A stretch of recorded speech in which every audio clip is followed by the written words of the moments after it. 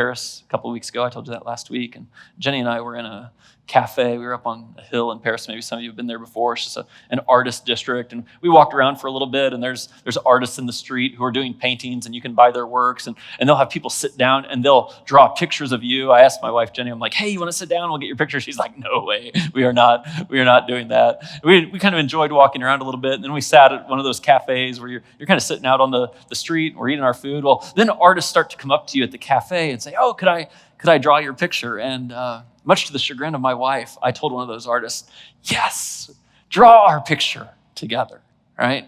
Now, he drew a picture, and I got to tell you, by the time he was done, I was struck because it looked exactly like us. Do you want to see it?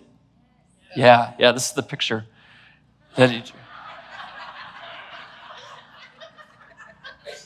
I don't know why you're laughing.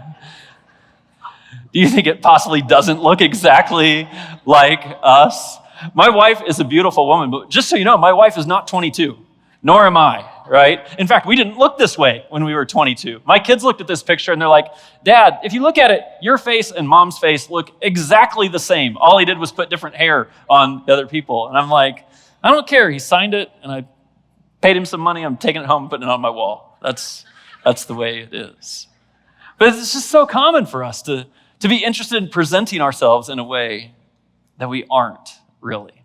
So we've been in this series called The Journey is the Destination. And I've been trying to emphasize for all of you that Suncrest for 20 plus years has had a value around here where we want to emphasize your journey with God. To say, hey, everyone's welcome here. You always have a next step. But I have a way that I say this informally rather than our formal way. And I want you all to hear this today because I think this is what the journey is really about.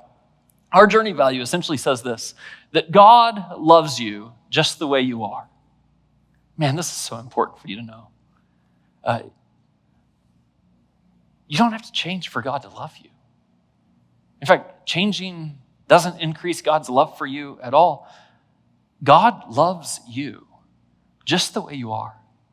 With all the warts, with all the scars, with all the history, with all the mistakes.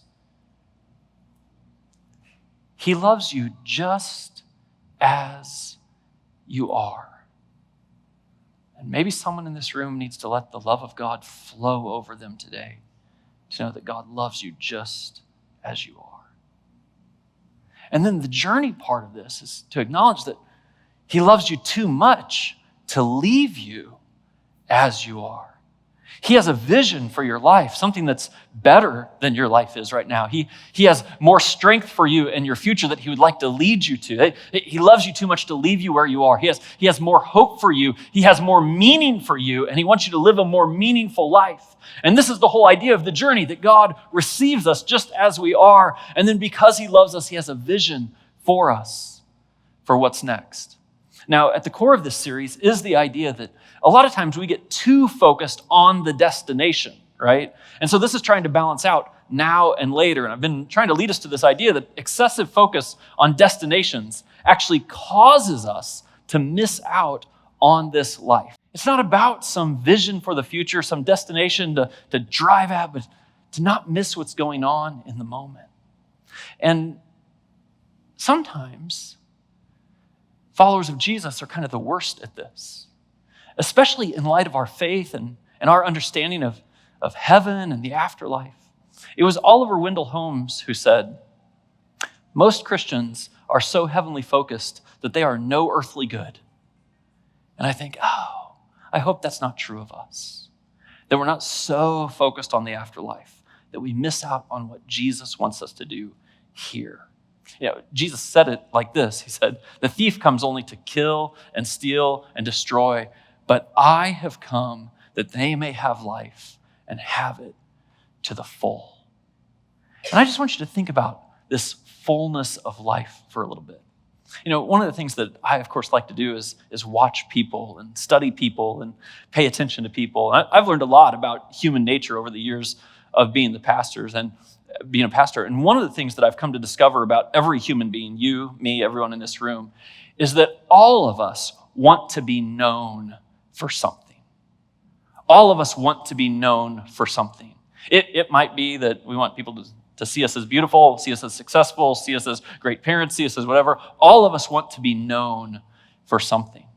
And one of the healthiest things that you and I can do is just to kind of pause and acknowledge and say, yeah, what is it that you want to be known for? And what is it that I want to be known for? Because those places are temptations to frame our life in a way that's different than our life actually is.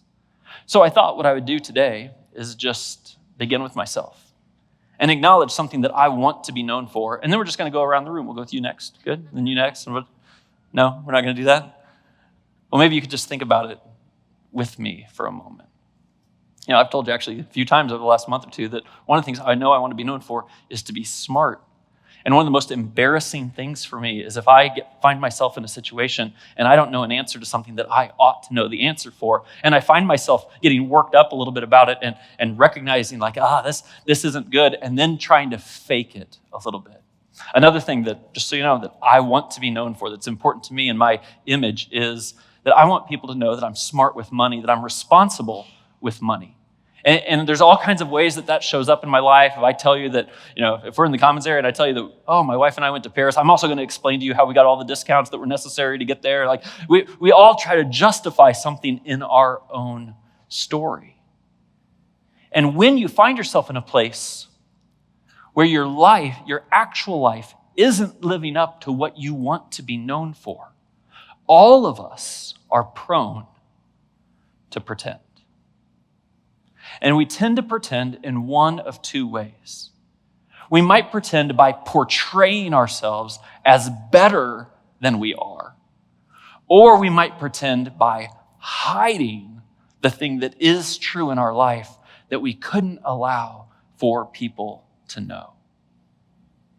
You know that goofy picture I showed you a few minutes ago? You know how much I paid for it in Paris?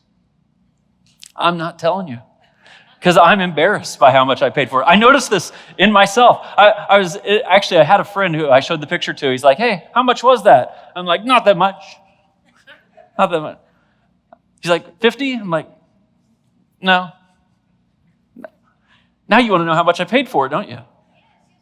But I'm not going to tell you because I'm managing my own image here.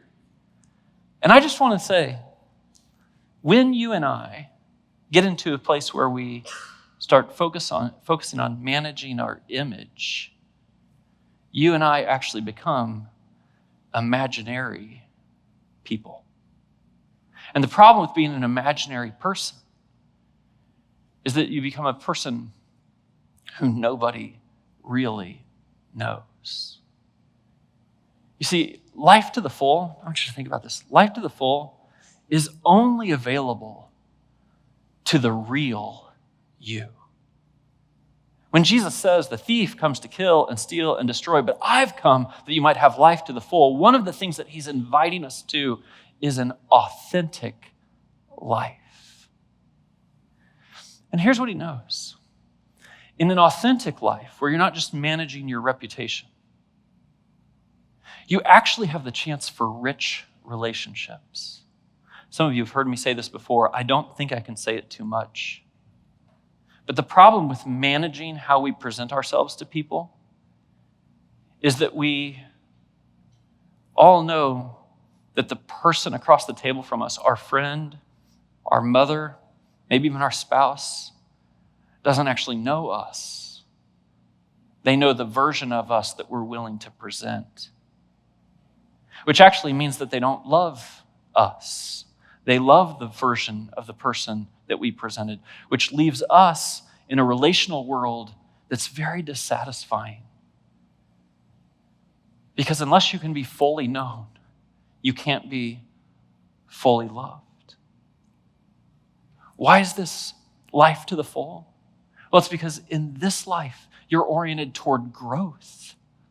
You can acknowledge what your weaknesses are and look and say, oh, a month from now, I'd like to be this, and a year from now, I'd like to be this. But in the world where we all manage our presentation, instead of focusing on actually growing, we focus on communicating something that isn't an accurate version of ourselves. But life to the full is the life where I grow, and the only way I grow is I acknowledge where I need to grow. And life to the full is a life of, I'll use the word integrity. But by integrity, I don't mean you do the right thing all the time. By integrity, I mean you live life as an integrated person. You're fully integrated. Who you are and how you present yourself are one and the same. The person you are when no one is looking and the person you are when everyone is looking is the same person. And you can come to a point of great peace and this life to the full as long as you live this integrated life. But think about the opposite. This is what the evil one does. He wants you to live a disintegrated life. And when you do that, life disintegrates. He wants you to live a life where you don't actually have rich relationships with one another, where you don't have anyone that you're being honest with and revealing yourself to and being fully known and fully loved and fully accepted as you are. He wants you to live life behind a curtain, behind a mask, if you will, where you present one version of yourself and you know inside there's a different version that you could never let see the light of day. And this life where we present ourselves as someone different than we are, maybe the way it steals life the most is that it's just exhausting. It's just exhausting. It's a life marked with reputation management. It's a life marked with spending every morning making myself look better than I actually am. It's a life where I curate my online presence and only allow certain things, not the most honest things, to be there. And it's exhausting to keep up the appearance of who I'd like for people to think I am, rather than just be who I am. And you know what might be the most tempting place to pretend? It's possible that church, that in a religious setting, there's something unique that causes us to pretend. I mean, this happened in my life, surely it's happening in yours. You're on the way to church in your minivan and you are screaming at the kids.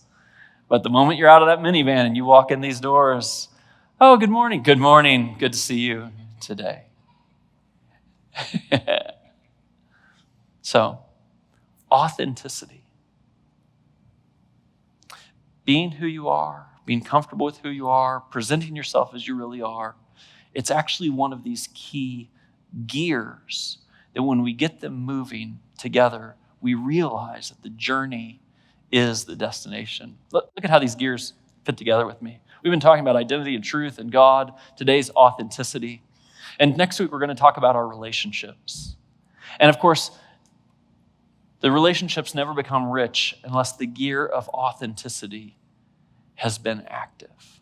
So, let me give you a few images of how the scriptures speak about this. I don't think it's possible for me this weekend to overemphasize how critical it is throughout all the scriptures that you and I are just honest about who we are, and we're careful about presenting ourselves as better or different than who we actually are. James writes about it like this, particularly to followers of Jesus. He says, those who consider themselves religious and yet do not keep a tight rein on their tongues deceive themselves, and their religion is worthless. This is a warning to any of us who are followers of Jesus. To say if we call ourselves by this name and then we live in this direction, we ought to be very careful about the inauthenticity of that. Jesus spoke about this continuously.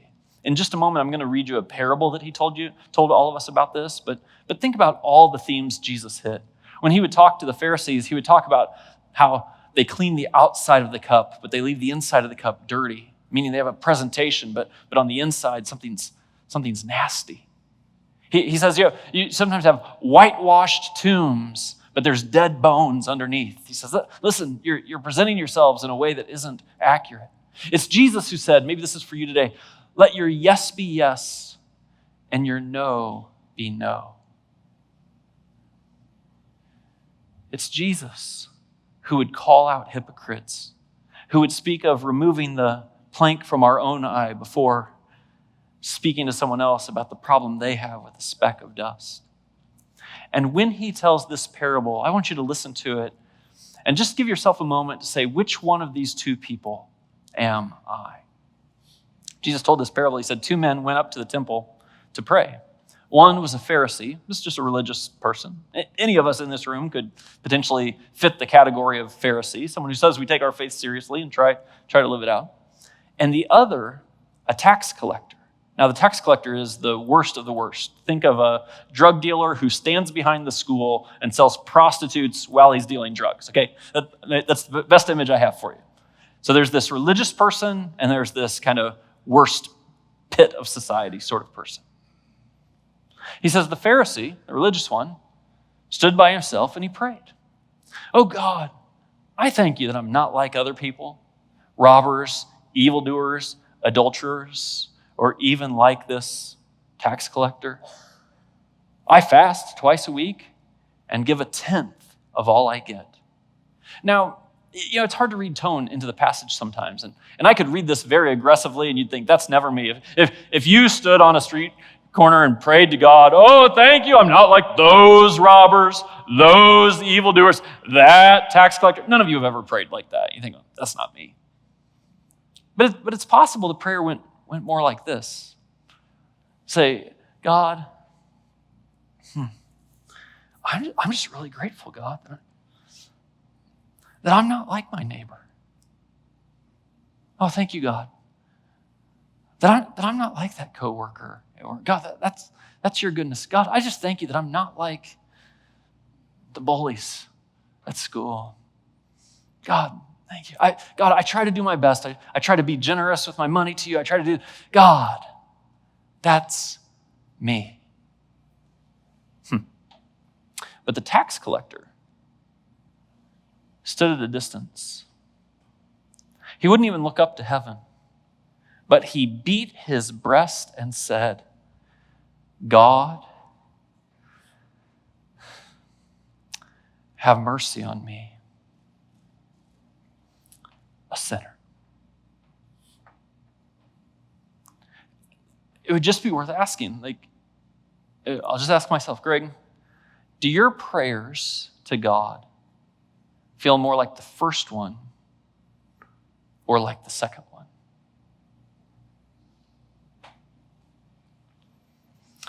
Jesus said, I tell you the truth, that this man, the tax collector, rather than the other, went home justified before God.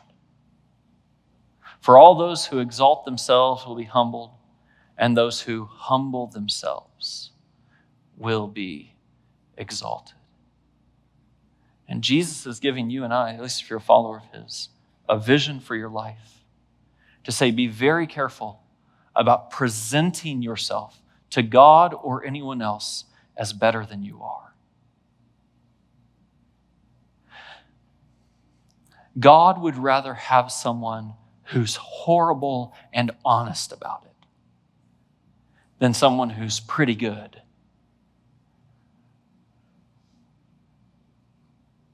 but presenting themselves in a different way. In Jesus' central teaching, we call it the Sermon on the Mount, he goes through a list of places where this might catch us up. He says, be careful not to practice your righteousness in front of others to be seen by them. This is the motivation. Be careful not to, every time you go serve, take a selfie and put it online. Or brag to your friends. Just be careful about that.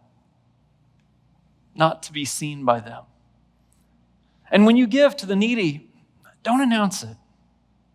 To be honored by others. He says they have received their reward in full. And you're going to see this theme. He says, and when you pray, do not be like the hypocrites. Now, hypocrite word to us is just a dastardly term. Like, who would want to be a hypocrite? But the technical meaning of the term, don't miss this, is a hypocrite is just someone it's a drama term. It is, I wear a mask. I present myself as someone that I'm not. So when you pray, don't be like the hypocrites, for they love to pray to be seen by others, and they've received their reward in full. And when you fast. Don't look somber as the hypocrites. They have received their reward in full. Now listen, God is actually teaching us a principle here that I do not want you to miss. He's essentially suggesting to us that whatever we aim at is what we get. You aimed at giving a little money so people would see you. You aimed at praying in a special way so people would hear you. You aimed at fasting. You may have thought that you were trying to honor God, but you're going to get no honor from God. If you get honor from people, it's almost like, well, I hope you do, because that's all that you're going to get.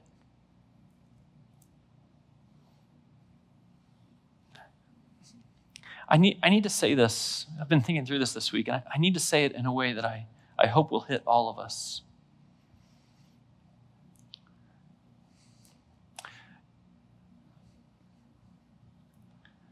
If you're someone who loves and trusts God, who says you love and trust God, and you do so authentically, and you're honest about your faults and your sins and the struggles and the fights that you battle, all those sorts of things, boy, that is just a beautiful place to be with God. That's like, oh man, life with God, life to the full. The next place you would actually want to be is to be someone who completely disregards God, who lives life on your own terms, who disregards trying to do anything moral or right or meaningful or changing the world, but at least you're honest about it. You just say, it's not who I am. I'm living for myself. And there's at least an honesty, a freshness that is in that.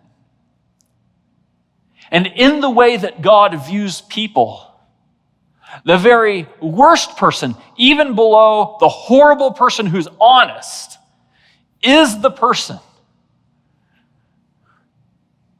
who says they love God, but will not be honest about their faults, their shortcomings, who only presents themselves as a holy person in a godly way. When you read the scriptures and you're trying to look for who is it that God condemns, I use condemn seriously. God condemns the person who claims to be a follower of Jesus, but will not let people know their weakness and their sin and their struggles, who are presenting themselves with a public persona. See, maybe this is easier to think about if we think about it like this, that all of us have gaps in our identity. All of us do. In our authenticity. You are a mix of a person who's authentic and inauthentic. It's just a sliding scale. And one of the healthiest things that you and I can do to grow in our faith with God, to live this life to a full, is to continue to become more and more authentic, more and more revealing about who we are. I'm going to do this list quickly. These are tensions that we have. There's humility and there's pride. That's one of the tensions. I won't ask you to raise your hands, but we can raise our hands and say, yeah, pride, that's something I struggle with. And the scriptures say it's pride that goes before the fall. Pride is one of the worst things that someone can deal with. There's the tension between character and reputation. You know what the difference is between here? Some people work on their reputation.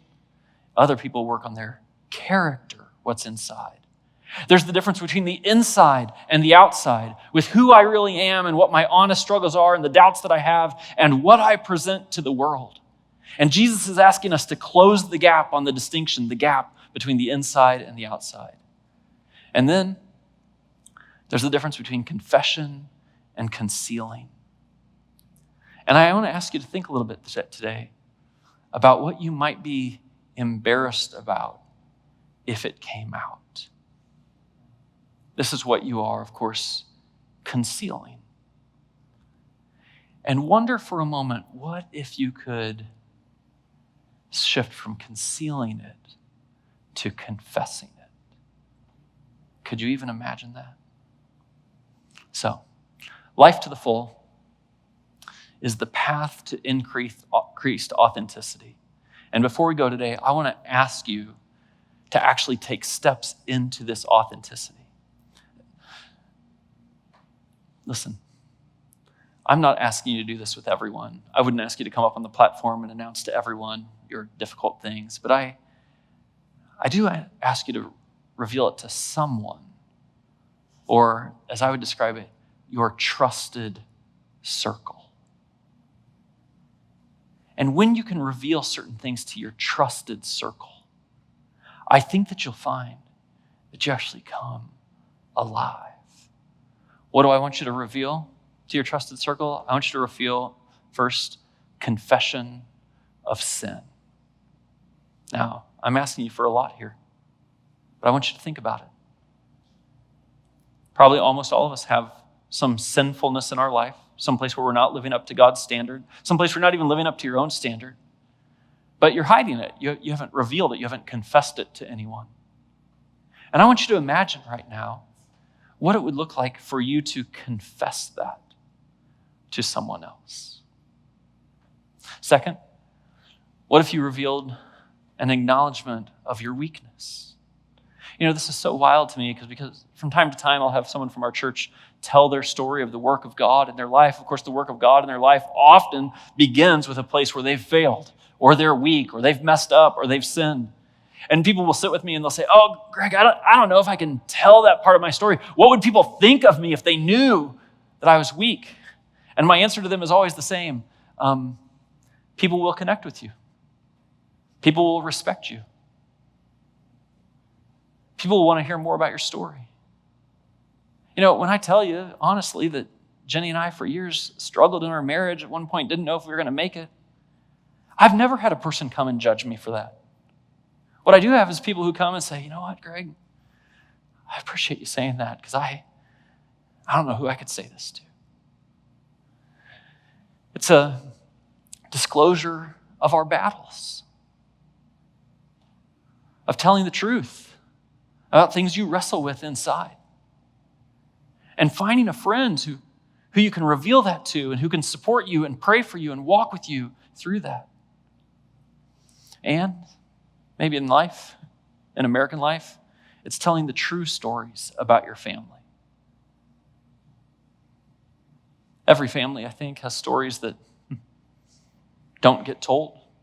They get hidden and concealed and pushed down. And you present your family in such a way that looks better than it is. Listen, I'm not asking you to stand on a platform and tell the dirty laundry of your teenage son. I'm not. What I'm asking you to do is to find a trusted circle where you can just be honest about the battles you're fighting under your roof and the battles you're losing. And have someone lean into that with you and find life to the full. It's a safe place to find your trusted circle. If you don't have a trusted circle, our church would love, love, love knowing that we cannot snap our fingers and give you that in just the next week. Foster a place for that. And then in your most public of life, it's not about revealing all these things or confessing all these things or disclosing all these things. But it is a reminder to at least tell the truth, to just be honest. So I don't know how you're feeling right now. I don't know if you can imagine yourself disclosing some of the things that you've kept private for a while, allowing someone to see an image of you that's an accurate image, but not the one that you've been portraying. Maybe you're grateful today that you have these people in your life and you feel like you have this richness. Maybe you're hungry today for that group. Ultimately, my message to you is that the journey through life is rich when we can be genuine, honest, and authentic. I hope that this has been a meaningful experience for you, even online. And I want you to know that every time that we get together, both online and in person, we include a time of communion. This is a moment for people who follow Jesus to look back on life and remember with gratitude all the amazing things that God has done, our need for God right now, and to look forward with hope, knowing that God is with us every step of the way. So now is the time to get some food and drink to represent Jesus' body and his blood that was broken and poured out for each and every one of us. And during that time, we're going to reflect together. If you don't follow Jesus, that's totally okay. I'm glad that you're checking out this video. Go ahead and use this time to reflect on what you've heard so far. And with that, let's focus on the love of Jesus together.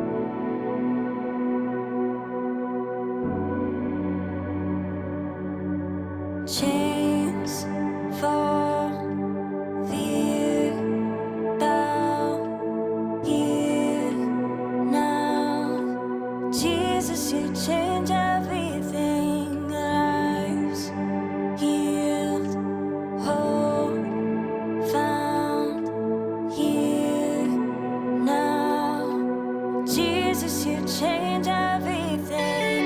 Chains fall, fear bow here now. Jesus, you change everything. Lives healed, hope found here now. Jesus, you change everything.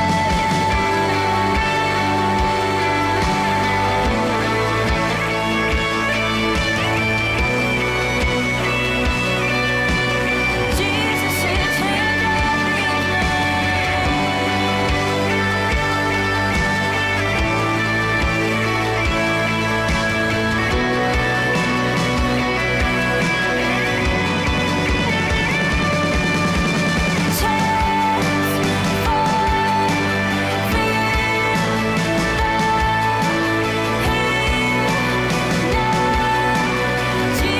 you change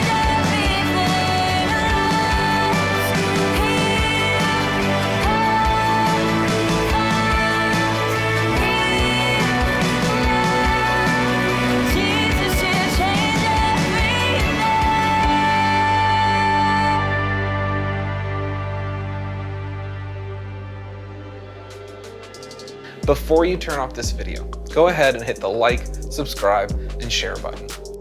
And I want you to know that this video, this isn't the church. You are. So this week, I hope that you go and make a difference, that you go and be the church.